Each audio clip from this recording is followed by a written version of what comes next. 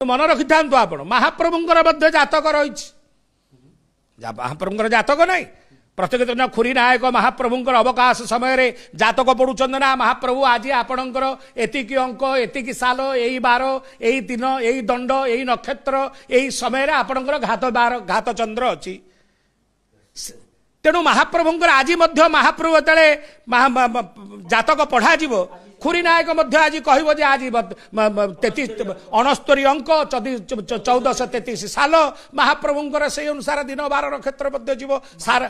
महाप्रभु राशि कौन महाप्रभु राशि हूँ रोहिणी नक्षत्र वृष राशि बड़ ठाकुर कौन श्रवणा नक्षत्र मकर राशि मांगर हूँ ज्येष्ठा नक्षत्र बिछा राशि महाप्रभु आमर एते दियो बोली आमे भावना सी आमर जीवंत ठाकुर सी आमर मालिक सी अटंती सी संसार रे आज लीला करूना स्वतंत्र भाव में श्रीसह मानुष लीलया मानवीय लीला करुँच आमर जहा तांकर मध्य ताहा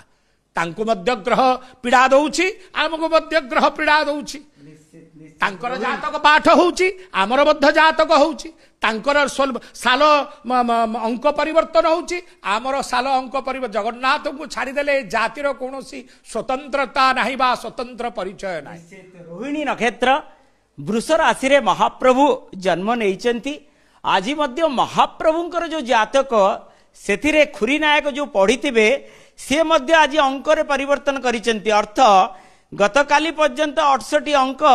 पठन करुथिले आज महाप्रभुंकर जातक मध्य परिवर्तन हो जाइए 69 अंक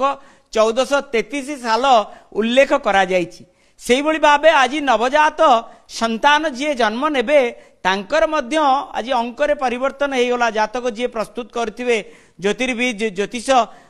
गवेषक माने से मध्य अंक परिवर्तन करदेवे 69 अंक 1433 साल करदेवे आज ठारू तेणु भाग्य भविष्य मध्य आज ठारू आरंभ हम नूतन भावे तेणु गोटे पटे सुनिया पर्व अंक प्रचलन सेपटे महाप्रभुंकर बामन जन्म नीति तेणु अनन्य चलचंचल श्रीक्षेत्र।